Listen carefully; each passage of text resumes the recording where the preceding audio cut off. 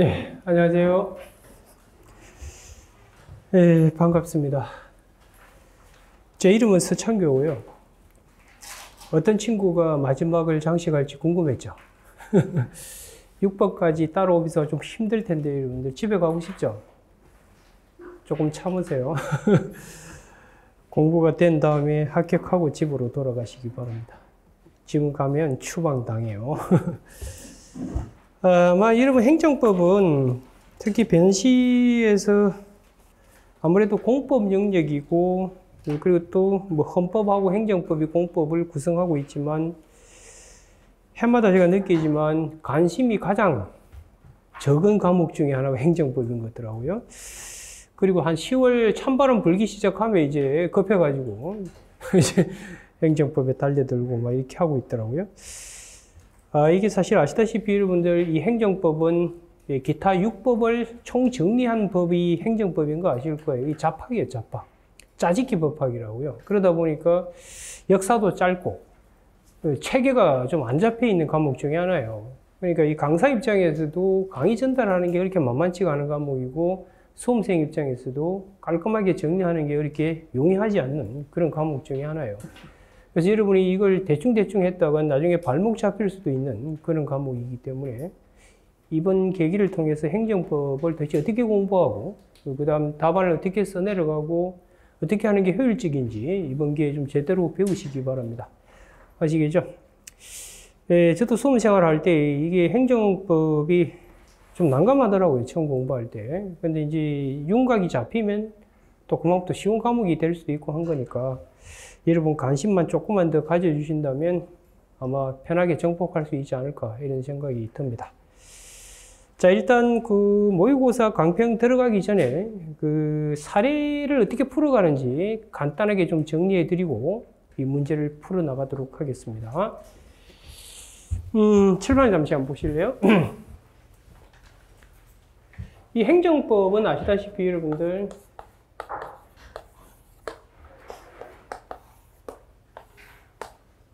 이쪽이 국가죠. 이쪽이 국민이고요. 뭐 국가에 당연히 뭐 공익을 대변하는 것이고, 이 친구는 사익을 대변하고 있는 것이고, 이런 법 공부하실 때 각 과목별로 추구하는 목적이 뭐고, 뭐가 대립되는지를 정확하게 인식하고 공부하시기 바랍니다. 그러면 공부하기 쉬워져요. 저도 뭐 사법시험 준비하고 할 때 이 각 과목을 하다 보니까 도대체 어디로 돌아가는지를 처음에 모르겠더라고요.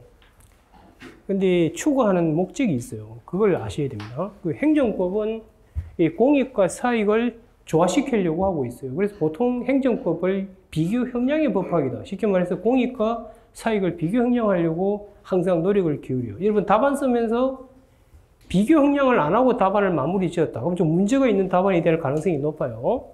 자, 어쨌든 행정법은 이런 코드인데 아시다시피 행정법은요, 역사가 이렇게 돼요.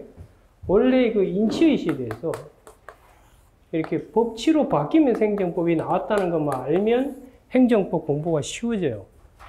그 과거 절대군주 시대 때 아시다시피 여러분들 그때도 행정이 존재했죠. 근데 그때 행정은 법의 지배를 받지 않는 행정이었다고요. 마음대로 했다고. 그러다가 이제 시민혁명이 터져서 들고 일어나죠. 그래가지고 법을 만들어서 이제 법에 따라 행정하라. 이게 이제 법치의 시대로 넘어옵니다. 그래서 핵심은 뭐냐면 이거예요. 이렇게 이제 행정을 할 때 법에 의해서 행정하라. 이걸 줄인 것이 여러분들 법치 행정이잖아요. 그죠?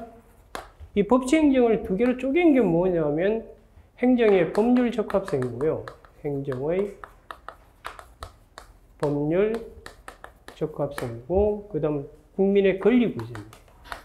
이 두 개 가지고 사례 문제를 만든다고요. 그래서 이 행정의 법률 적합성이라는 게 행정의 적법성이잖아요. 이게 바로 행정의 적법성 문제죠. 이 행정이 법에 맞춰서 했냐 이걸 따지는 거로 이걸 물어보는 게 한 문제고요. 그 다음 권리구제를 물어보는 게 또 별개의 쟁점이 되는 겁니다. 그래서 이때 이 법이 뭐냐를 놓고 이제 여러분 시험장에 쓰는 건 딱 정해져 있어요. 시험장용 법전, 그게 법률이죠. 법률하고 그 다음 두 번째 행정입법이죠. 물론 시험장용 법전에 들어있지 않아요. 행정기법은. 여러분 법률만 들어있고요. 법률 중에서도 들어있지 않은 것들이 있죠. 이런 거는 이제 여러분 시험장용 법전이 주어집니다. 시험장용 법전이 이렇게 주어지게 될 것이고. 그 다음 세 번째, 이제 이것도 아니고 이것도 아니죠. 마지막에 세 번째가 중요하죠. 이게 이제 불문법이죠. 불문법. 이게 이제 행정법의 일반 원칙 혹은 행정의 법원칙이라고 하는 거죠. 행정법의 일반 원칙이라는 거죠. 이게 그동안에 이제 머릿속에서 외웠어야 되는데 이번에 행정기본법에 들어왔잖아요. 여러분 아시다시피 뭐 비례 원칙부터 해가 쭉 있잖아요. 그죠? 이걸 시험 문제는 이거예요. 시험 문제는 A가 이 행정에 대해서 이렇게 무슨 취소 소송을 이렇게 제기하잖아요. 제기하면 물어보는 게 크게 쟁점은 두 개라고요. 하나, 두 개인데. 첫째는 이 행정이 적법이냐, 그걸 물어본다고요. 그게 이제 행정의 적법성. 이걸 첫 번째 물어보는 거고.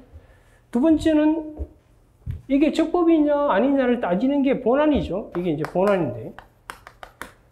개나 소나 못 들어오게 만들어놨죠. 관문 통과를 시키잖아요. 그걸 뭐라고 그러죠? 소송 요건, 소의 적법을 묻는 거예요. 이게 이제 행정법의 기본이에요. 그래서 이 행정법은 법치 행정 이거 갖고 싸우는 거예요. 쉽게 말해서 국가는 법대로 했는데 왜 말이 많냐고 그러는 거고, 국민은 법대로 안 해가지고 내가 슬프고 있잖아. 이걸 놓고 싸우는 거예요. 물어보는 것도 이게 법대로 했냐 안 했냐 물어보는 거 하나. 그럼 싸우러 들어봤을 때 너 자격 갖췄니? 이건 물어보는 게 소송 요건이라고요. 이걸 결합시키는 거예요. 그래서 물어보는 방식도 행정층이 행한 이 행정작용의 적법성을 한번 검토해 보세요. 이렇게 물어볼 수 있고요.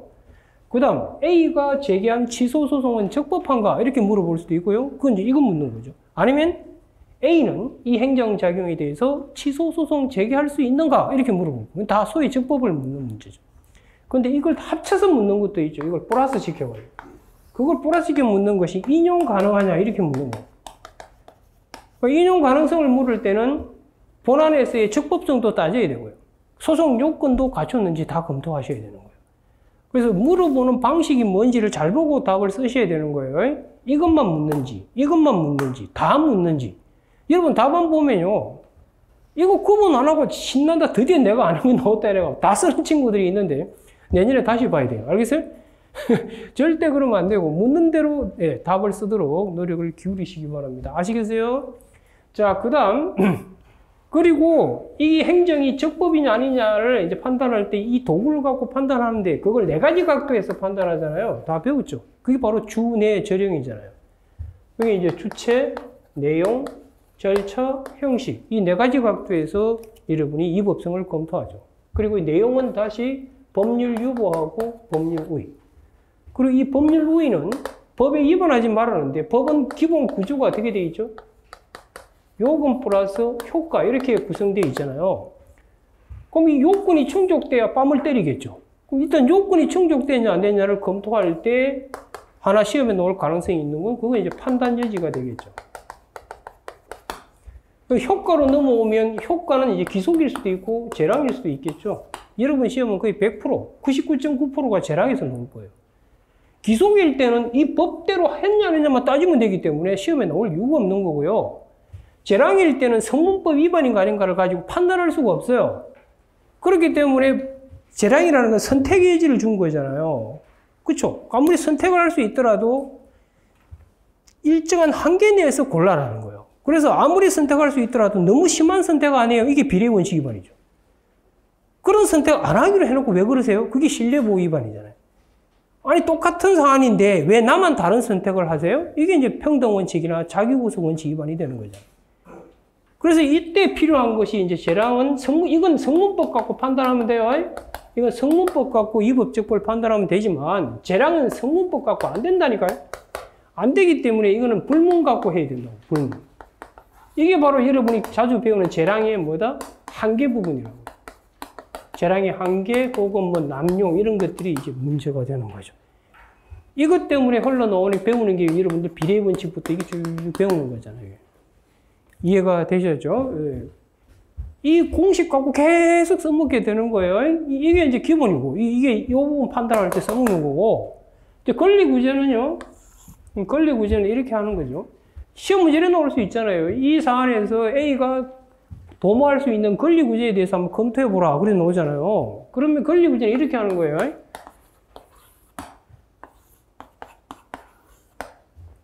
이게 행정작용이 있으면 권리구제는 이 작용 자체를 공격하는 게 있어요. 이 자체를 없애려고 하는 거. 그래가지고 내가 원래 침범받지 않는 원래 모습으로 유지시켜달라. 그걸 이제 법학에서는 존속보장이라고 그런다고요. 그래서 이걸 직접 공격하는 거예요. 이게 우리는 행정쟁송이죠. 행정쟁송. 이 행정작용의 성질을 쪼개면 이게 권력작용일 수도 있고 비권력일 수도 있잖아요. 그럼 이 행정쟁송은 크게 여러분 행정소송이 있고 행정심판이 있죠? 행정소송은 다시 항고가 있고 당사자 소송이 있잖아요. 그럼 이거는 이렇게 가는 거고 이건 이렇게 가는 거죠. 알겠어요? 그리고 이제 우리가 행정심판이 있는 거고 이렇게 이제 찾아가는 거고 근데 이 자체를 다투는 게 아니라 이 행정작용으로 초래된 결과가 있다니까요. 결과가 피해겠지 뭐 피해. 이 피해는 이제 이게 여러분들 이 피해가 뭐 재산이나 재산 내지는 뭐 비재산일 수 있겠죠. 이런 것일 수 있고 위법한 상태일 수도 있겠죠. 위법한 상태. 이럴 때는 이제 여러분들 이 행정작용이 적법인데 재산이 슬퍼졌다. 그러면 이게 손실보상으로 가는 거고. 이게 위법인데 피해를 입었다. 그러면 손해배상으로 가는 거죠. 그 다음에 이제 이 행정작용으로 초래된 위법한 상태를 없애주세요 하는 게 있죠. 이것도 하나의 이건 뭐라고 그러냐면 이건 존속보장이라고 그러고 이건 가치보장이에요. 요 부분. 이 부분이 가치보장인데 이거는 가치보장이 아니고 상태를 없애달라는 거예요. 이건 민법에서 배웠던 방해배제 청구. 그게 행정법에서는 결과제거 청구권이라는 이름으로 탈바꿈돼서 나온다고. 이게 이제 결과제거 청구. 그리고 구제수단 검토하라고 하면 이대로 써내려가면 돼요. 이건지 이렇게 써내려가는 거예요. 그 다음에 이제 뭐 위법성 검토하라고 그러면 이거 갖고 검토하면 되고. 그 다음에 이제 특히 소송으로 넘어왔었을 때 덥석 들어오지 말게끔 하려고 이 소송에서 소송 요건을 검토하는 거죠. 그 다음 나머지 소송과 관련된 기타 부분을 처리하는 거예요. 그 처리하는 게 뭐냐면 이제 뭐 가구제라든지 그 다음 소송 과정에서 심리 과정에서의 문제인 처분사의 추가 변경, 소후 변경이라든지 관련 청구 소송 이송 병합이라든지 이런 걸 처리하는 거고요.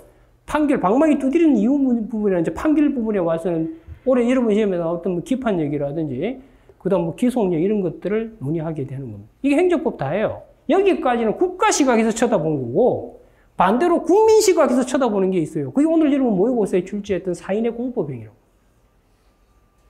알겠나요? 이게 행정법 다예요. 그러면 사례를 어떻게 써내려가느냐 하면요. 사례는 총 4단계 과정을 밟아서 써내려가는. 이게 마치 판결문 쓰는 거랑 비슷한 거예요. 첫 번째 뭘 하셔야 되느냐면 이거 잘 보세요 이거. 이 속에서 계속 움직입니다. 다시 강조하지만 행정법은 법치 행정을 놓고 국가와 국민이 싸우고 있는 거. 그게 행정법이에요. 그러니까 이걸 갖고 싸우면 법치 행정은 두 가지로 구성되어 있다니까요. 그러니까 행정법의 주제도 이 두 개지 뭐가 있어요? 없지. 이게 행정법만 그런 게 아니고요. 여러분들 여타법도 다 마찬가지입니다. 그 법을 흐르는 밑에 간통하는 게 있다니까요. 그걸 빨리 캐치하시오. 그걸 캐치 못하면 쉽게 말해서 밥그릇 형성이 안 되는 거예요. 그러면 물을 담아봤자 소용이 없다고. 앞으로 계속 문제가 이 안에서 움직인다는 걸 느끼시게 될 거예요.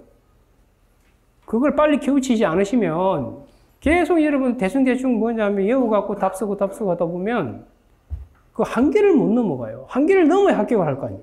그렇지 않나요? 어쨌든 여기까지 이해되셨죠? 이게 행정법이에요. 행정법의 기본 구조가 이거라. 자, 그러면 사례를 이렇게 풀어가는 거예요. 이거 이제 지울게요.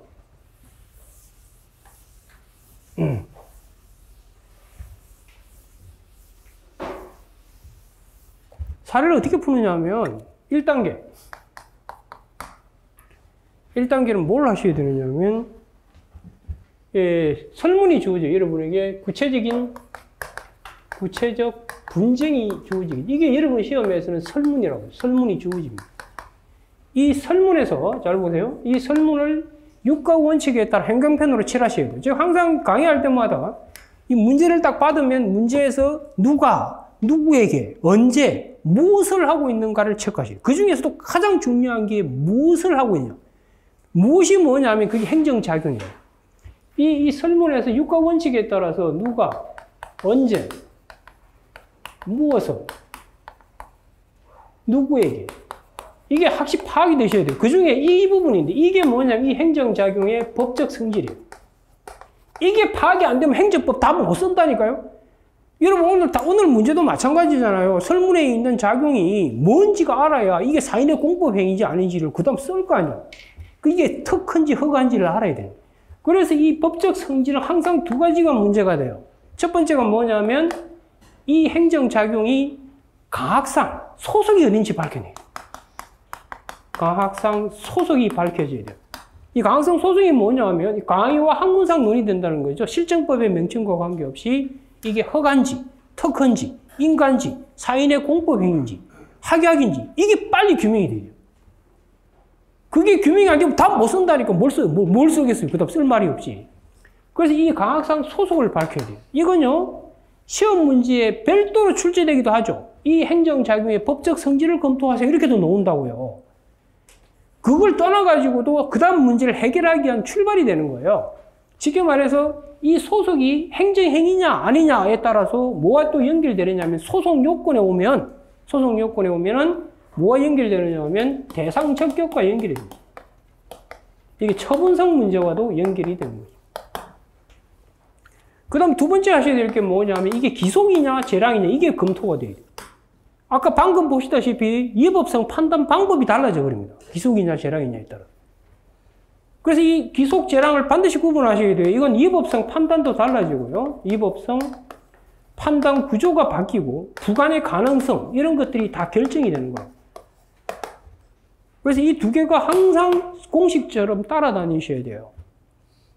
이게 전제가 안 되면 안 돼요. 그래서 항상 설문에 있는 작용이 행정작용 중에서 소속이 어딘지가 취소한다 하더라도 이 취소가 진짜 직권 취소인지 철회인지 이게 규명이 돼야 되는 거고, 허가자 붙었더라도 이게 진짜 허가인지 특허인지 이게 다 구분이 돼야 되는 거예요. 아니면 인가가 되는지. 그게 전제가 안 되면 행정법은 답안을 쓸 수가 없고, 해마다 학생들이 가장 어려운 게 뭐냐고 물어보니까 설문에 있는 행정작용이 뭔지 규명되기가 쉽지 않다고 그걸 이야기합니다. 그걸 잘하기 위한 전제권이 뭐겠어요? 정확한 개념이 정립되어 있어요. 허가 개념이 정확하게 정립되어 있어야 그 개념에 주어져 있는 설문의 명칭과 관계없이 이게 허가다 특허다가 정해지게 될 거 아니에요. 그러니까 대충대충 하면 안 돼요. 여기까지 이해되셨나요? 그래서 1단계에서 구체적 분쟁에서는 이 설문을 꼼꼼히 읽어가지고 파악을 하셔야 돼요. 파악한 다음에 2단계에서 뭘 하셔야 되냐면 여기서 법적 분쟁을 도출해야 돼요. 법적 분쟁. 법적 분쟁을 도출해야 돼요. 이게 여러분들이 답안 쓸 때 뭐냐면 이게 논점에 정리해서 쓰는 거라고. 쉽게 말해서 여기서 만약에 이런 경우가 있겠죠. 여러 가지 문제가 되겠죠. 만약 B라는 친구가 만약 이 행정에 대해서 취소 소송을 이렇게 제기한다. 그럼 이럴 경우에 저 행정작용에 대한 A, B가 제기한 취소 소송에서 인용 가능하냐 이렇게 물었다면 여기서 논점을 추출해 보게 되면 제3자가 소송을 제기하네? 그럼 논점 중에서 논점은 크게 두 개라고요. 첫 번째 소송 요건에서 소송 요건 당에서 여기서 원고 적격이 쟁점이 될 가능성이 있겠다 이렇게 되는 거라고. 그 다음 두 번째 본안에서 오니까 저게 본안에서 보니까 재량인데 B의 사항을 고려해 봤을 때 저거 너무 심하게 선택하고 있는 것처럼 보인다. 그러면 쟁점이 뭐가 되는 거죠? 비례 원칙 위반이다. 이런 식으로 가게 되는 거라고. 여기까지 이해되셨나요? 자, 그러면 여기서 이제 중요한 포인트가 그 다음 3단계인데 논점이 추출되고 나면 3단계 뭘 하셔야 되느냐 하면 이 분쟁, 법적 분쟁, 이게 바로 논점이죠. 법적 분쟁 논점이에요. 논점을 추출하는 거예요. 법적 쟁점이라고 하는 게 맞겠네요. 분쟁보다 쟁점. 법적인 쟁점을 이렇게 도출하는 겁니다. 도출하고 나면 이 쟁점을 해결할 도구를 발견해요. 쟁점 해결 도구를 발견. 이걸 이제 잘 하셔야 되는데, 이 쟁점 도구는요, 첫 번째는 당연히 법이지 뭐예요, 법. 법에서 도구를 찾으셔야 돼요. 그럼 이 사례에서 한번 보시면 이게 만약 쟁점이다. 그럼 이걸 해결할 도구를 법에서 찾아야 된다고요. 그럼 그 법이 쳐보니까 있더라 이거지. 없는 경우도 있어요. 있다면 이 법은 원고 적격은 행정소송법 12조에 들어가 있잖아요. 그럼 그걸 발견하는 거예요. 이게 없다. 그럼 뭘로 해결해야 되느냐 하면 이론이 판례 학설이죠 뭐. 이론과 판례 갖고 해결하는 거예요. 대표적인 예가 뭐예요, 여러분들? 처분 사유 추가 변경이라든지 이런 건 여러분들 하자성계 우리 법에 없다고요. 없으면 그거 뭘로 해결해야 돼? 학설 판례 갖고 해결해야지 어떻게? 이해가 되죠? 그 다음 법이 있어. 법이 있더라도 이 법은 추상적이기 때문에 이 법의 의미를 해결해야 된다. 의미가 또 논란거리라고. 그럼 여러분들 12조에 뭐라고 되어 있죠? 법률상 이익 있는 자, 이 자가 원고 적격이 있다고 되어 있잖아.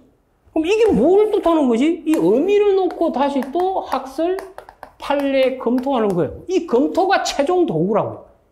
이 최종 도구를 갖고 이 사안에 포섭을 하는 거예요. 포섭해보니까, 이 친구는 현재 이 법률상 이익의 의미를 통설하려는 법률상 이익구제설이고, 그에 의하면 근거법 관련법에서 조금이라도 이 친구의 사익을 보호하는 취지가 있으면 되겠네. 그럼 과연 있는가? 그래, 포섭해가지고 보니까 있더라. 그럼 원고 적격이 있다. 이렇게 결론을 내는 거라고. 그래서 이렇게 가지고 최종된 검토된 것 같고, 그 다음 마지막 네 번째, 사안에다가 포섭을 하는 거예요. 그래가지고 결론을 맺는 거예요. 이게 사안의 경우 이렇게 되는 거예요. 이 4단계 밟아서 사례가 풀어지는 거예요. 그리고 다시 강조하지만 행정법은 뭐라고요? 법치 행정을 놓고서 한다. 근데 법치 행정이라는 건 행정의 법률 적합성, 법에 적합하게 하라는 거. 그 다음 잘못됐을 때 국민 권리 구제를 어떻게 할 것인가. 이게 행정법의 처음이자 끝이에요. 그거 이해 없다는 걸 명심하시라고요. 알겠어요? 이게 이제 행정법의 기본 포맷이에요. 포맷이고, 그리고 사례 풀이를 간다는 건 총 4단계 과정을 밟아가요. 그래서 첫 번째 문제 잘 읽으셔야 돼요. 읽어가지고 거기서 뭐가 논란거리인지를 끄집어내야 되고, 그 논란거리를 해결할 도구를 발견하고, 그 다음 도구를 잘 해석해가지고, 포섭해가지고 결론 맺는 거예요. 이거 뭐 제가 하고 싶어서 있는 게 아니라 원래 이제 재판도 이렇게 하는 거지 뭐 어디가 있어. 실제 실무에서는 여러분이 어디 있죠? 이 부분 이거 찾아라 다녀야 된다고. 다 수집하고 해야 된다고. 근데 시험에서는 설문에 다 주어져 있다고. 그러니까 문제를 잘 읽어 나가셔야 돼요. 알겠어요? 예, 좋습니다. 아니 1년만 고생, 1년도 아니네. 지금 벌써 6월이네요? 6월이면 내년 1월이니까 몇 개월 안 남았네요. 뭐 발표하자마자 곧 내년 시험이잖아요, 원래.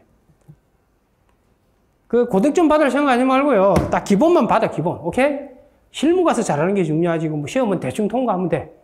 모든 시험은 그냥 붙는 게 장땡이야. 딴 게 필요 없어요. 그 다음 실무 가서는 이제 여러분들이 눈치껏 이제 일을 잘 처리하면 되는 것이고. 자, 좋습니다.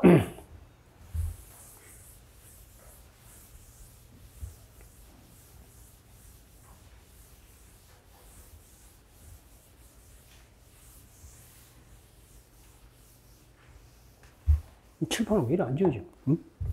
자, 오늘 문제를 이제 같이 한번 볼까요? 그동안 뭐 육법 진행해 오면서 답안지 많이 써봤을 거 아니에요, 그죠? 예, 쓰다가 이제 진질머리 나지. 계속, 그지? 이 행정법은 항상 마지막에 있어가지고 완전히 뭐 탈진한 친구들 데리고 지금 전쟁을 치르고 있는 그런 기분이 들어요. 자, 좋습니다. 자, 첫 번째 문제는 그 사인의 공법, 잠깐 여러분 시험 문제 아직 사인의 공법 행위가 기출 문제로 출제가 안 됐더라고요. 그래서 사인의 공법 행위를 출제를 한 거고요. 그 다음 두 번째 문제는 행정입법에서 출제를 한 겁니다. 그리고 여러분들 그 각자 뭐 다 이 요약집이 있겠지만 어느 거든 들고 오시기 바랍니다. 들고 가지고 지금 제가 만든 이 본행정법 핸드북의 어느 부분을 제가 문제로 만들었는지 그리고 관련된 걸 복습을 좀 하시라고요. 알겠어요? 그래서 지금 제 1문 같은 경우는 제 그 본행정법 핸드북 그 페이지 35페이지에 있는 부분을 문제로 만든 겁니다. 알겠죠? 예, 35페이지 그 부분을 이제 먼저 간단히 한번 보면 이게 이제 최근에 또 행정고시에서도 비슷한 문제가 출제가 됐었고요. 페이지 35페이지 잠시 한번 펴보실래요? 뭐 각자 가지고 있는 책 보셔도 돼요. 그럼 사인의 공법행위 관련해가지고 나와 있을 거예요. 그 이제 학습 가이드를 다 적어놨어요. 뭘 공부해야 되는지. 예, 거기에 보면 이제 그 부분을 제가 이번에 문제로 만든 거예요. 그래서 사인의 공법행위에 적용되는 법규가 뭐가 되는지, 그럼 사인의 공법행위 하자가 있을 때 그에 터잡아 놓은 행정행위가 어떤 영향을 받는지 그걸 물어본 거거든요. 알겠죠? 그래서 복습하실 때에 그 관련된 부분을 찾아가지고 문제랑 같이 연결해서 복습을 하시라고요. 그러면 훨씬 효율적인 공부가 되게 될 겁니다. 자, 그러면 제1문을 같이 그림을 그려가면서 보도록 할게요. 어쨌든 제1문은 사인의 공법행위를 가지고 만든 문제입니다. 자, 이게 갑이 있고요. 그 다음 또 한 사람이 튀어나오겠지. 그 A 시장을이 있겠죠.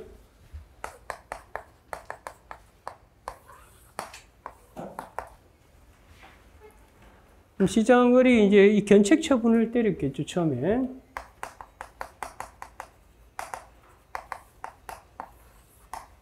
근데 이 갑이 견책 처분에 뭔가 좀 찝찝했겠지. 이상한 짓거리를 해요. 짓거리를 해가지고 이제, 야, 그냥 니 그만 때리쳐라고 이제 이야기를 하는 거죠. 해유 강요를 합니다. 그래가지고 갑이 사직서를 제출해요. 갑이 사직원을 제출합니다.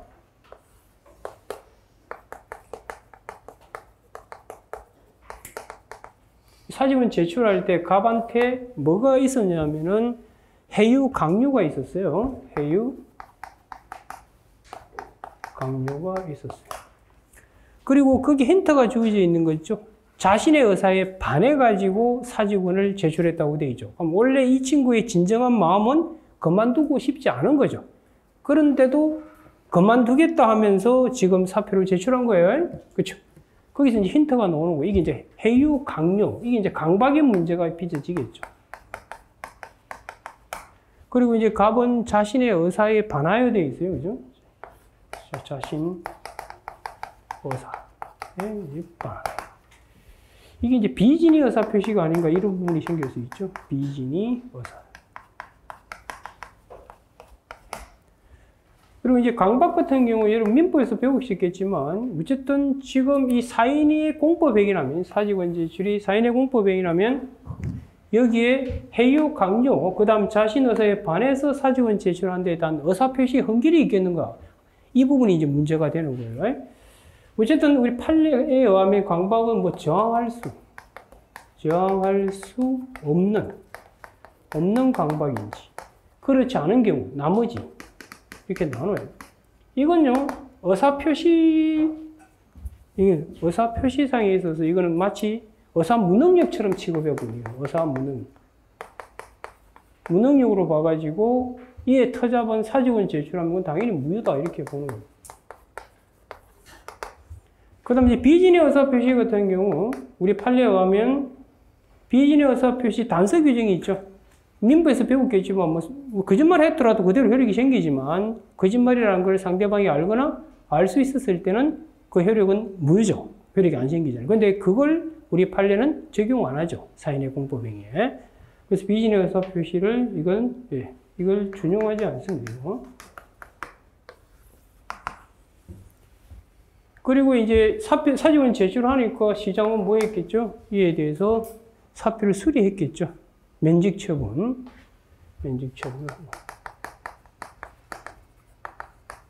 한마디로 사표 제출하고 사표 수리하는 거예요. 이렇게 되어 있는 거예요. 그럼 이런 문제가 나왔을 때 물어본 게 이거예요. 갑은 위 사직원 제출은 강박에 의한 표시 내지 진이 아닌 의사 표시로서 무효인 법률 행위에 해당하므로. 그리고 이 사직원 제출이 무효라는 거예요. 무효.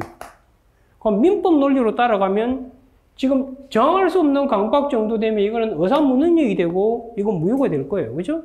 그 다음이죠. 비진의 의사 표시에 관한 단서 규정을 시장은 알고 있으니까 갑의 마음을 알고 있거든요. 계속 일하고 싶다는 거 알고 있기 때문에 알았다면 당연히 뭐가 되는 거죠? 비진의 의사 표시 단서 규정을 적용하게 되면 이건 무효가 될 거라고요.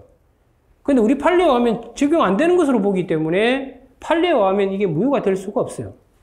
아시겠죠? 그리고 설문 읽어보면 알겠지만 정할 수 없을 정도의 강박이 되기는 어려워요. 설문에. 근데 제가 가정하면서 썼지만 기본적으로 되기 어려워요. 그럼 나머지는 뭐 취소 사유가 되든지 안 될 수 있는지 이렇게 될 수 있다고요. 이제 이런 문제가 나오면 가장 먼저 해결해야 될 게 뭐냐면 인원과 인원 이 두 개의 법적 성질을 반드시 먼저 쓰셔야 돼요. 그 다음 해결해야 될 게 뭐냐면 이 사인의 공법행위에 이런 민법 규정, 이런 민법 규정이 사인의 공법행위에 적용 가능성 문제, 이게 이제 문제가 되는 거예요. 그 다음 이 사직원 제출이라는 사인의 공법행위에 하자가 있을 때, 이렇게 하자가 있을 때, 이 하자에 터잡아 나온 이 면직 처분이 어떤 영향을 받게 되는가, 이걸 이제 묻고 있는 거라고. 올해 비슷한 문제가 작년인가? 5급 행정고시 시험에 비슷한 문제가 출제되기도 했어요. 아직 여러분 시험엔 지금 사인의 공법행위 문제가 출제가 안 됐거든요. 그러니까 내년에 나올 가능성이 상당히 높아요. 알겠죠? 이 문제의 골격은 대충 감이 잡혀요? 그러니까 이 문제를 풀 때 가장 잠깐 항상 여러분 답안을 쓰실 때 일반론에서 특수론으로 이렇게 넘어올 수 있도록 하세요. 그럼 이게 결국 사인의 공법행위니까 사인의 공법행위가 뭔지 일반론을 간단히 쓰셔야 돼요. 간단히 쓰고 그 다음 진짜 우리가 이야기하고자 하는 바를 써내려 가셔야 되는 겁니다. 알겠죠? 네. 문제 골격은 잡혔어요? 예, 그럼 이 부분에 대해서는 이걸 어떻게 해결할 것인가? 이 부분에 대해서는 이제 학설, 판례 검토하셔가지고 사안보습을 하셔야 되는 거예요. 이걸 해결하는 건 법에는 없거든요. 그럼 학설, 판례로 해결할 수밖에 없는 거예요.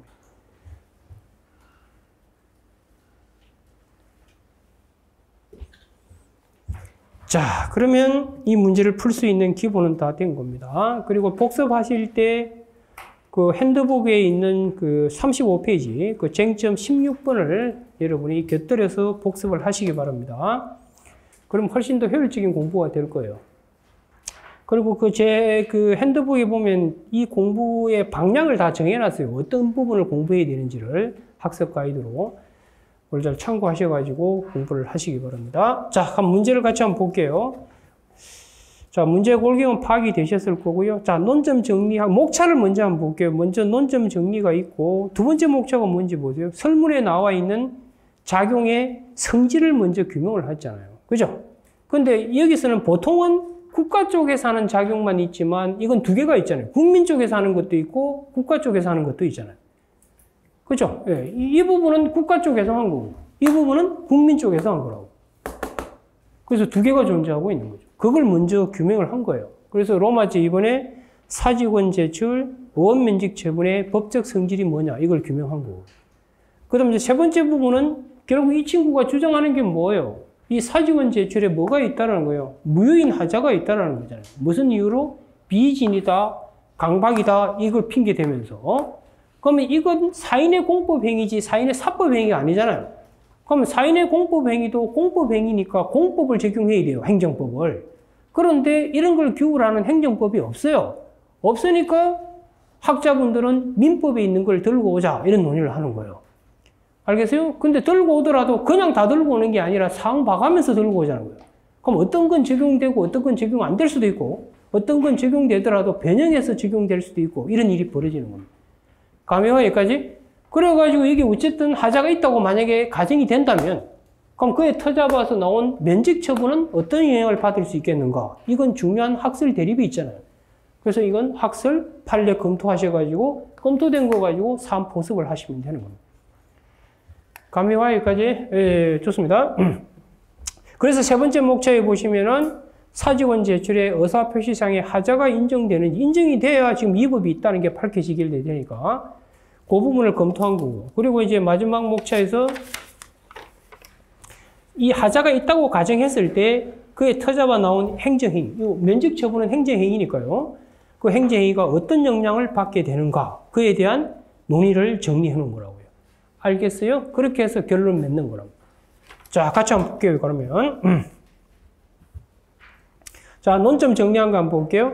갑의 사직원 제출, 그 다음 을의 의원면직 처분의 법적 성질, 이걸 규명해야 되고요. 그 다음, 사직원 제출이 사인의 공법행위라면 의사표시 하자와 관련해서 민법 107조 비진의 의사, 110조의 그 강박에 의한 의사표시 규정이 과연 준용되어 가지고 이 친구 말처럼 무효가 될 수 있는지, 가사 무효라면 그럼 그에 이루어진 의원면직 처분도 무효로 처리될 수 있는지, 이게 이제 쟁점이 되는 거라고. 자, 그러면 로마字이번에 보시면은요, 사지원 제출 및 어원 면직 처분의 법적 성질이 되어 있죠? 그래서 첫 번째 사지원 제출, 이 사표 제출하는 거죠. 대표적인 사인의 공법 행위고요. 사표 제출이 있어야 어원 면직 처분, 사표 수리라는 게 있기 때문에 이건 행위 요건적 공법 행위죠. 스스로 자족적 공법 행위가 될 수가 없죠. 그걸 이제 규명을 하시기 바라고요. 반면에 어원 면직 처분은 이건 쌍방적 행정 행위죠. 상대방의 신청을 전제해가지고 이루어질 수밖에 없는 거라고요. 사표 제출도 안 했는데 사표 수리하는 게 있을 수 없잖아요. 그러니까 쌍방적 행정행위가 된다고. 그걸 밝혀내셔야 돼요. 그러니까 여러분들 답안에 보면 이게 과연 소속이 어딘지를 정확하게 쓰는 친구들이 거의 없더라고요. 그러니까 이걸 평상시에 계속 연습하셔야 돼요. 답안의 그 고급과 하급, 그러니까 아래 단계 답안지인지 밑 단계 답안지인지는 출발에서부터 아예 차이가 생겨버려요. 그 다음부터 뭐 쓸말이 없어지는데 어떻게 해요? 됐죠, 여기까지? 그러면 이제 그 다음 세 번째, 이제 이 친구 말대로 과연 이 사직원 제출에 하자가 있는가, 이걸 이제 규명해야 되죠. 규명하기 위해서 먼저 써야 될 게 뭐냐면, 사인의 공법행위의 민법, 즉 사법 규정을 과연 들고 올 수 있겠는가? 이걸 반드시 먼저 쓰셔야 됩니다. 아시겠죠? 쓰고 난 다음에, 그 다음 이제 두 번째, 과연 사직원 제출의 경우에 의사표시라는 규정을 준용할 수 있는지에 대한 핵심 포인트를 쓰는 거예요. 그래서 비진의 의사표시는 어떻게 되고 강박은 어떻게 되는지 이 판례를 중심으로 해서 간단하게 쓸 수 있도록 준비하세요. 판례 암기해 두라고요. 오케이? 그렇게 하시고 그 판례에 하면은 비진의 의사표시 단서 규정은 준용 안 된다고 보기 때문에 이게 하자가 있을 수가 없게 되죠. 그리고 강박을 들고 올 텐데 저항할 수 없을 정도의 강박이 되어야만 무효가 되거든. 그렇지 않으면 경우에 따라 취소 사유가 되든지 아니면 아예 하자가 없든지 이렇게 될 수가 있는 거로. 근데 설문을 읽어보면 이건 저항할 수 없을 정도의 강박으로 보기는 어려워요. 그럼 이제 나머지 단계로 가정하면서 쓰는 거예요. 그럼 이건 경우에 따라 취소 사유가 될 여지도 있고 아닐 수도 있고 이렇게 되는 겁니다. 이해가 되셨죠? 네. 그래서 3포스 방법 볼게요. 민법 107조 1항 단서 비진의 의사표시 규정이 사인의 공법 행위에 적용된다는 견해도 있을 수 있죠. 물론 기본서에 보면 교수님들이 이걸 명확하게 구분해서 쓰고 있지는 않습니다. 그래서 제가 가정하면서 쓴 거예요. 적용된다는 견해가 할 경우에는 당연히 사표 제출에 무효가 있겠죠. 무효 사유가 될 거라고. 그런데 판례에 의하게 되면은 그건 적용할 수 없고, 그리고 의사결정의 자유 박탈, 즉 저항할 수 없을 정도의 강박으로 본다면 그때는 무효가 될 여지는 있을 수 있고, 그 정도 아니라면 경우에 따라 취소 사유가 될 가능성은 있을 수 있는 겁니다. 자, 그 다음 이제 네 번째 목차에서 사인의 공법행위 하자와 행정의 효력 관계에 되어 있죠. 그래서 가정하면서 쓰는 거라고요. 내가 보기에 뭐 판례 따라 쓰니까 이거 하자 전혀 없네. 그 다음 끝! 이렇게 써버리면 그게 뭐 잘못된 건 아니지만 점수를 그 다음 받기가 어렵잖아요. 그러니까 하자가 있는다는 전제하에 그 다음 논의를 어떻게 할 것인가까지 쓰셔야 된다고. 배점을 고려해 볼 때. 그러니까 로마서 4번에 보면 사인의 공법의 하자와 행정의 효력 관계되어 있죠. 문제점 보시면 만약 가바의 사지원 제출에 하자가 있다고 전제하는 거예요. 전제해서 쓸 경우 그에 터잡아 나온 어원면직 처분이 어떤 영향을 받겠냐 이 말이에요. 이에 대해서는 학설 대립 정확하게 알아두셔야 돼요. 그래서 무효 취소 구별설, 원칙상 취소설, 학설이 하나 더 있는데 이 두 개만 써도 돼요. 그리고 학설 쓸 시간도 별로 없을지도 모르겠어요. 그 다음에 이제 판례의 입장이 정확하게 뭔지는 교수님들마다 달라요. 저는 제가 보기엔 뭐 일설에 가까운 것처럼 보인다고 이렇게 평가를 내린 거고요. 판례 입장이 정확하지 않기 때문에. 그래서 검토는 뭐 일설이 맞다고 검토한 겁니다. 그럼 일설에 따르면 어떻게 해야 돼요? 사인의 공법행위가 무효 사유면 어원면직 처분도 뭐가 돼? 무효가 되고. 그렇지 않다면 일단은 유해질 수밖에 없어요. 어원면직 처분. 아시겠죠? 네, 그렇게 결론을 내셔야 되는 거예요. 됐나요? 그래서 이런 문제는 유도리를 잘 발휘하셔야 돼요. 단정적으로 짓지 말라고. 그러면 점수 받기 어렵잖아요. 어디까지 끌어가야 돼, 어쨌든. 목차 4번까지 끌어가야 되거든요. 출제자의 의도가 앞에까지 쓰고 끝내라고 출제했겠어요? 그렇지 않잖아요. 그러니까 이건 가정하면서 로마자 4번 목차까지 끌어갈 수 있도록 답안을 쓰시라, 이 말이에요. 됐나요? 네, 좋습니다. 그렇게 얘기를 하시면 돼요. 그래서 첫 번째 문제는 결국 사인의 공법행위에 하자가 있을 때 그에 터잡아 나온 행정행위, 이 행정행위가 어떤 영향을 받느냐. 근데 거기까지 가지기 위한 과정에서 기본적으로 여기 하자가 있어야 되는데, 이 하자의 부분을 해결하기 위해서는 공법에 규정이 없으니까 사법을 들고서 해결할 수 있겠냐? 이 논의에서 출발하셔야 되는 거예요. 그래가지고 이게 하자 있다고 가정했을 때 이게 과연 어떻게 영향을 받을지에 대한 논의를 정리하는 거예요. 감이 되셨나요? 여기까지? 네, 그렇게 풀어가시면 돼요. 그러면 이제 사례 1번은 그 정도 해결하시면 될 것 같습니다. 자, 이제 사례 2번을 보도록 할게요. 사례 2번은 제 핸드북에 페이지 49페이지, 그 다음 페이지 51페이지, 그 다음 페이지 61페이지. 이 세 개를 묶어가지고 구성된 문제라고 생각하시면 돼요. 그래서 복습하실 때 그 부분을 참고하셔서 복습을 하시라고요. 알겠어요? 그럼 학생이 훨씬 여러분들이 정리하기가 편할 겁니다. 됐나요? 네, 좋습니다. 자, 그러면 이 문제 골격을 같이 한번 보도록 할게요.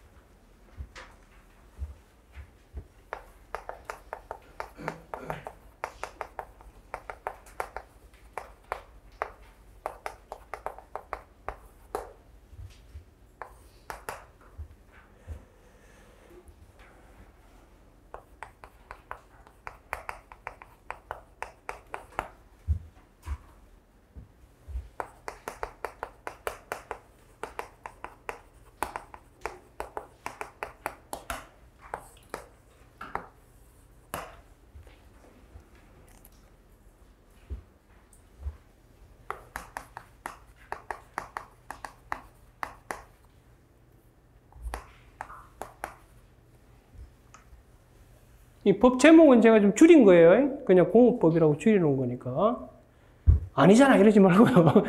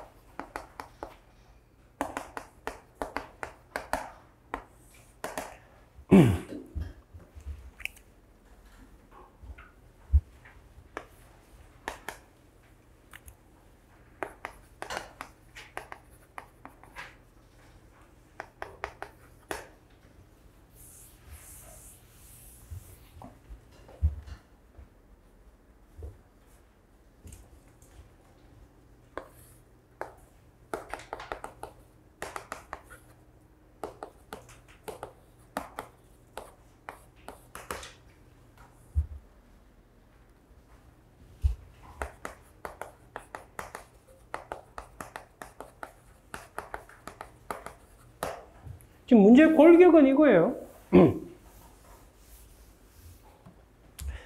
그런데 이 주민서 동의 첨부 이 부분은 시행령 15조에 위임을 주고 있지 않습니다. 그걸 체크하셔야 돼요. 그래서 이 부분은 사실은 여기로부터 위임받지 않은 거예요. 그러니까 이건 문제가 있겠다라는 생각을 하셔야 돼요. 그럼 일단 첫 번째, 이 마이크 왜 자꾸, 이 문제의 골격은 뭐 문제 푸셨으니까 대충은 아실 거고, 그 첫 번째 물어본 게 이거예요. 이 고시의 법적 성질을 물어본 거예요. 법적 성질을 묻고 있는데, 이거 위법하잖아요. 그게 아니고요. 우리가 법적 성질을 물을 때 행정행위가 있다, 세금 부과가 있다. 그럼 세금 부과는 행정행위죠. 행정행위 중에서도 뭐죠? 하명이고, 급부하명이잖아요. 그럼 그게 진짜 위법하냐 안 하냐, 그 다음 문제인 거고, 일단 고의까지 쓰는 거예요, 이게 지금.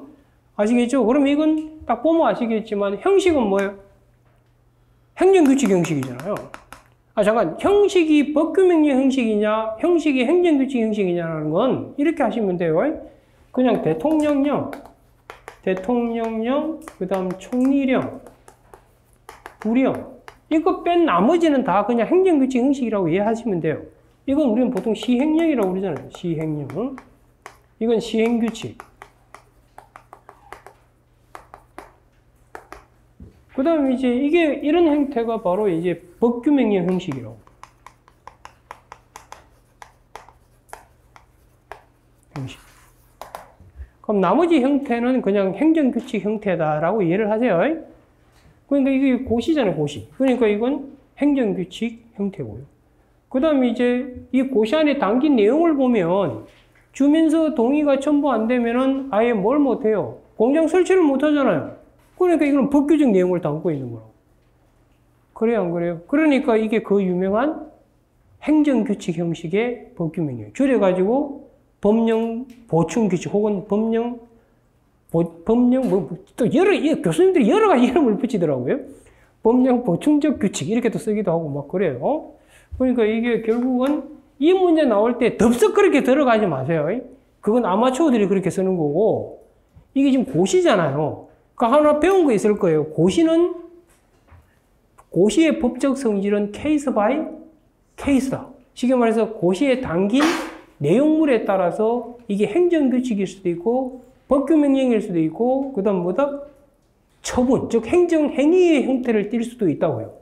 그러니까 그 일반론을 간단히 한 줄이라도 쓰시라고요. 쓰고 가면 사안의 경우는 일반 추상적 형태를 띠고 있고 상위법의 위임도 받았고 안에 담기는 내용물도 법규직이니까 이게 그 유명한 뭐다? 행정규칙 형식의 법규명, 즉 법령 보충규칙이다. 그렇다면 이놈의 법적 성질은 뭘로 봐야 되겠나? 이렇게 해서 내려가는 거라고. 아시겠죠? 그래서 이거 답 쓰실 때 먼저 고시 일반론에 대해서 이 고시에 대한 일반론을 먼저 쓰세요. 쓰고 그 다음에 이게 이제 법령 보충규칙이라는 걸 밝혀내시면 돼요.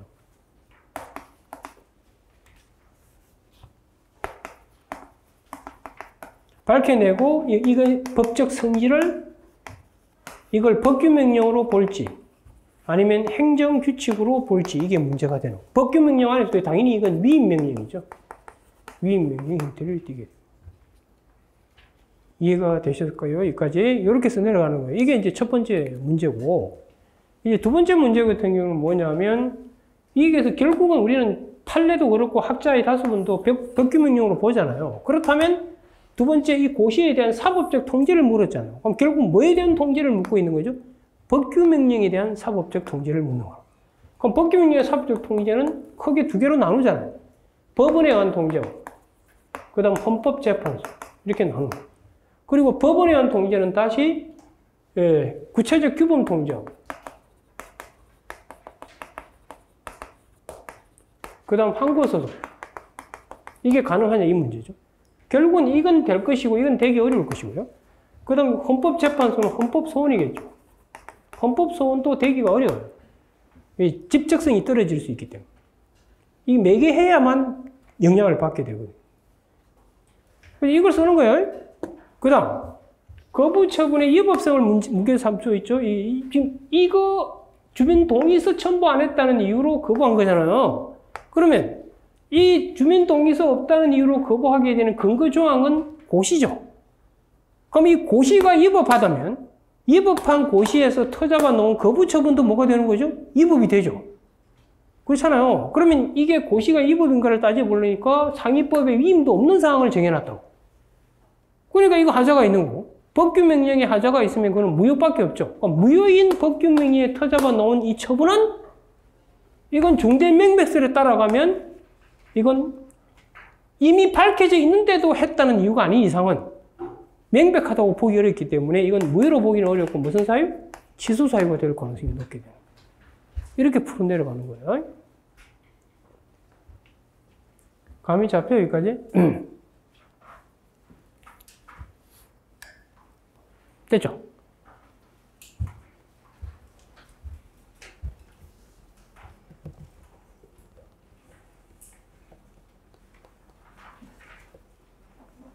여러분들이 이제 모의고사 치면서 계속 이렇게 실수도 많이 하고 해야 돼요. 그래야 기억이 오래 가요. 그리고 그걸 계속 이렇게 여러분들이 수정해서 잡아가는 과정이 그 수험 생활이 되는 거니까 지금 뭐 점수 몇 점이냐 그건 중요하지 않아요. 전혀 중요하지 않는 거고 여러분이 뭘 간과했고 뭘 보완해야 될 것인가 그걸 여러분들이 체크하는 게 핵심 포인트예요.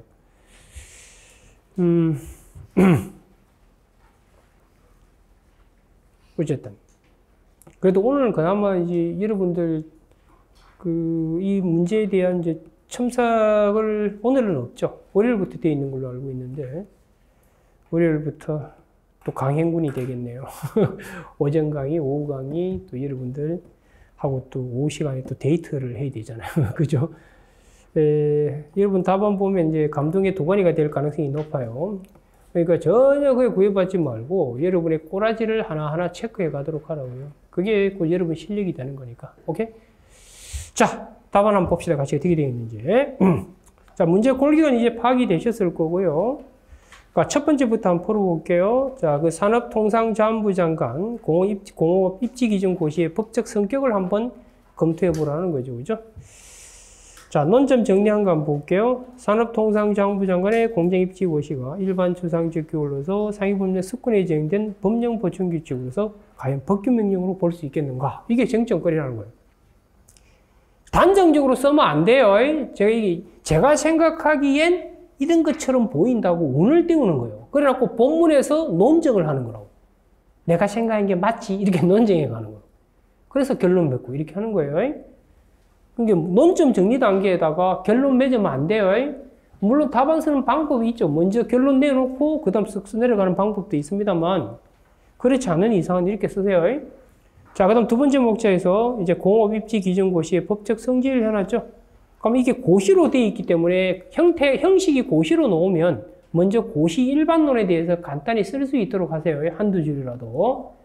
그래서 이 고시가 뭔지 간단히 쓰시고요. 고시의 법적 성질은 그 내용에 따라 케이스 바이 케이스다. 그걸 반드시 체크해 두시고요. 그렇다면 사안은 어디에 속하는가? 이렇게 들어가는 거예요. 알겠죠? 예.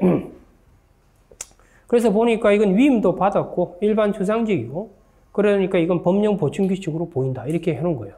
그렇다면 이놈의 법적 성질을 법규명령으로 봐야 될지 아니면 행정규칙으로 봐야 될지 이게 문제라는 거죠. 그럼 이건 여러분들 학술 대립은 간단하게 쓰도록 하세요. 이건 제가 학습 편의상 이렇게 상세히 있었지만 실제 답안에서는 시간 안 되면 판례만 소개하고 사안 보습하시든 이렇게 하시라고요. 그 정도만 해도 합격하는데 아무 지장 없어. 내가 알고 있다 정도만. 그래도 학술 제목 정도라도 써주면 더 좋겠죠. 그런데 행정고시에서 이렇게 다 써야 돼요. 여러분 시험은 그렇게 쓸 필요가 없는데. 그래서 항상 여러분 질문을 많이 하더라고. 이거 다 학술 판례 검토 다 하고 써야 돼요. 물론 그렇게 하면 넘버원이지. 그게 FM이에요, FM. 그런데 그렇게 쓸 시간이 어디 있어? 그렇잖아요. 그래갖고 판례 있으면 판례라도 소개하고 사안 포섭하면 뭐 금상첨화지. 그 정도만 하더라고요. 알겠죠? 실제로 여러분들 검토 부분에서 하나, 둘, 셋, 넷, 다섯, 여섯, 일곱, 여덟 번째 줄이 있죠. 그 행정기본법 2조1항 과목이 있죠. 요거 좀 체크해 두세요. 이게 강력한 근거가 될 수 있어요.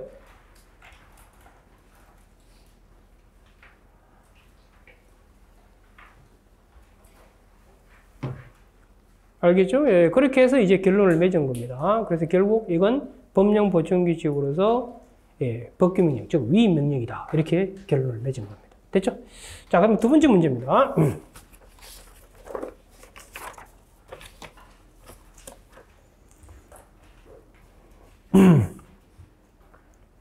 아마 내년 시험에서 제가 보기엔 가장 유력한 것 중에 하나가 아마 사인의 공법행위 쪽이 아닐까 싶어요. 나올 가능성이 높은 게. 특히 신고. 다음 또 모의고사 때 신고 이런 부분도 제가 또 출제를 할 가능성도 있습니다. 알겠어요? 여기서 이 사인의 공법행위는 잘 체크해 두세요. 뭐 행정입법이야 뭐 해마다 뭐 문제가 될 수 있는 거고요. 올해도 여러분 시험에 행정입법이 문제가 됐잖아요. 뭐 법규명령 형식 행정규칙이 아마 문제가 됐었을 텐데. 자, 거기에 보시면 이제 갑은 위 거부 처분이 위법한 산업통상자원부 장관 고시에 근거한 위법한 처분이라고 주장하고 있다. 산업통상자원부 장관 고시에 대한 사법적 통제에 관해서 설명하고, 그럼 일단 1번 문제 풀 때 이 고시가 법규 명령의 속성을 갖는다고 풀어갔잖아요. 그렇기 때문에 이게 만약에 여러분들 더 쓰고 싶다 이렇게 하면 돼요. 이 고시를 법규 명령으로 볼 때의 통제 방법, 그 다음 행정규칙으로 볼 때의 통제 방법, 이렇게 나눠 쓰셔도 돼요. 그럼 점수를 더 받을 수 있을 텐데, 하나 쓰기도 바빠 죽겠는데 2개 쓸 수 있겠어요? 무슨 말인지 알겠죠? 네, 좋습니다. 자, 그래서 그 다음 거부 처분이 과연 위법이냐, 이거는 이제 결국 뭐에 달려 있는 거죠? 이 고시가 적법이냐 위법이냐에 달려 있겠죠. 네, 그렇게 풀어나가는 겁니다. 자, 한번 봅시다. 자, 그러면 논점 정리한 거 한번 볼게요. 자, 판례와 다수설의 입장과 같이 법령 보충 규칙이 법규 명령의 성격을 갖는다면, 이게 가정하고서 내려가는 거예요. 그럼 법규 명령의 사법적 통제로 갈 수밖에 없죠. 그래서 사법적 통제 방안으로서 이제 두 가지를 나누는 거예요. 법원이 하는 거, 그 다음 헌법재판소가 하는 거예요. 두 개로 나누는 겁니다. 아시겠죠? 그렇게 쓰시면 되고요. 그 다음 이제 A시장의 거부 처분의 위법성 여부 관련해서 이 거부 처분에 근거되는 법이 과연 문제가 있는 법인지, 만약에 아무 문제 없는 법이라면 이건 적법이 될 거라고요. 이게 터잡아서 지금 조치를 취한 거니까. 근데 이게 만약에 위헌위법적인 법이라면 이건 규범이 아니죠. 그럼 규범이 아니니까 법도 없는데 처분한 거니까 당연히 위법이 될 수밖에 없는 거죠. 이해가 돼요? 네, 그렇게 하시면 돼요. 그래서 그거 관련해서 이 고시가 위법인지 아닌지를 한계를 지켰는지 아닌지 중요해요. 7번 잠시 보세요. 여러분들 이게 지금 행정규칙이지만 형식은 법령 보충규칙으로 봐서 법규명령으로 보잖아요. 그럼 이렇게 보게 되면 이 행정규칙 형식의 법규명령, 법령 보충규칙, 이 규칙에 대한 이거에 대한 한계와 통제, 이건 법규명령의 한계 통제 공식 따라가면 되는 거라고. 그러니까 상위법의 위임을 받아야 되고요. 구체적 위임을 받아야 되고, 그리고 수권 받은 것만 규정을 해야 되는 거고, 그리고 통제도 법규명령 통제인 구체적 규범 통제, 항고소송, 헌법소송 이렇게 가는 거라고. 뭘로 봤기 때문에 그런 거라고, 이걸? 법규명령으로 봤기 때문에 그런 거라고. 됐죠, 여기까지? 자, 그래서 두 번째 목차에 보시면 산업통상자원부 장관 고시에 대한 사법 통제가, 이건 여러분들이 축약해서 쓸 수 있도록 준비해 두세요. 이건 이제 FM대로 쫙 쓰는 거고, 축약해서 쓸 수 있도록 준비를 하시기 바랍니다. 그래서 법원의 통제는 두 가지 나누셔야 돼요. 구체적 규범 통제와 그 다음 항고소송으로 갈 수 있는, 항고소송은 되게 어렵죠. 항고소송은 처분적 법규명령만 된다고 하는 거니까 그렇게 딱 축약해서 쓸 수 있도록 준비를 해 두시라 이 말이에요. 알겠죠? 그 다음 헌법재판소가 통제하는 것도 축약해서 쓸 수 있도록 정확하게 정리해 두세요. 이건 제가 학습 편의 때문에 FM대로 쓰는 거라는 걸 제가 강조 드립니다. 그 축약형 답안 있죠? 그 분량 조절 답안지도 아마 있을 겁니다. 그 축약해서 쓸 수 있도록 준비를 해 두시기 바랍니다. 자, 그렇게 쓰시면 되고요. 그래서 언제든지 이건 시험에 나올 수가 있어요. 그 사법적 통제 방안은 각종 고시에서도 자주 출제가 되고 있는 거니까. 그 다음에 이제 세 번째, A시장의 거부 처분의 위법성 문제죠. 이거는 이제 고시가 과연 위법인지 아닌지부터 밝혀내야 되겠죠. 그래서 위임 명령의 한계 부분을 먼저 쓰시라고. 이게 법규명령 한계잖아요. 쓰신 다음에 사안의 경우에는 상위법의 위임도 없는 걸 규정한 거잖아요. 그죠? 위임도 없이 했다는 건 법률 유보 위반인 거죠. 그러니까 이건 하자가 있고, 하자 있는 법규명령은 뭐로 보는 게 판례의 기본 입장이죠? 무효로 보잖아요. 그러니까 무효인 법규명령에 터잡아한 처분한 중대 명백설에 따라 판단하면 명백하다고 보기는 어렵기 때문에 뭐로 보는 거죠? 취소 사유 이렇게 보게 될 겁니다. 그렇게 해서 결론을 맺으시면 되는 거예요. 돼요? 그러니까 이해되셨나요? 예, 이러면 이제 답은 충분히 이해가 되셨을 겁니다. 그래서 오늘 문제는 일단은 여러분 시험에서 아직 직접 물어보지 않았던 사인의 공법행위 하나 하고요. 그 다음 이제 행정입법에서 항상 나올 가능성이 높은 것이 지금 방금 이런 문제 스타일이에요.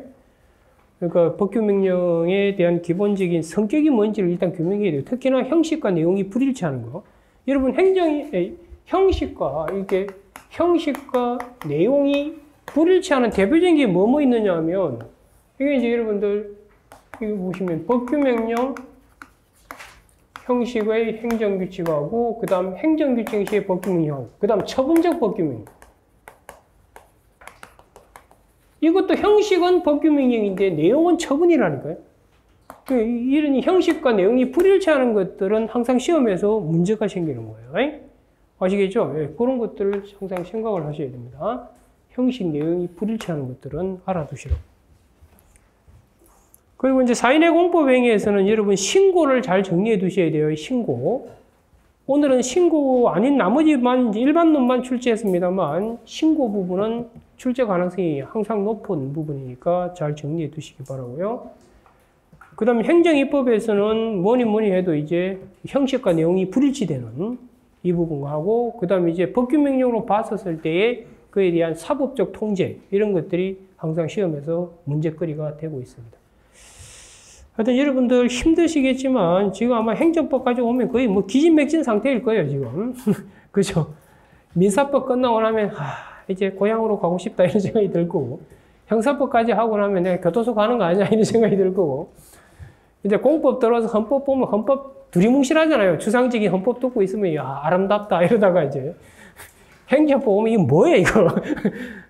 이런 과정을 지금 밟고 있을 겁니다.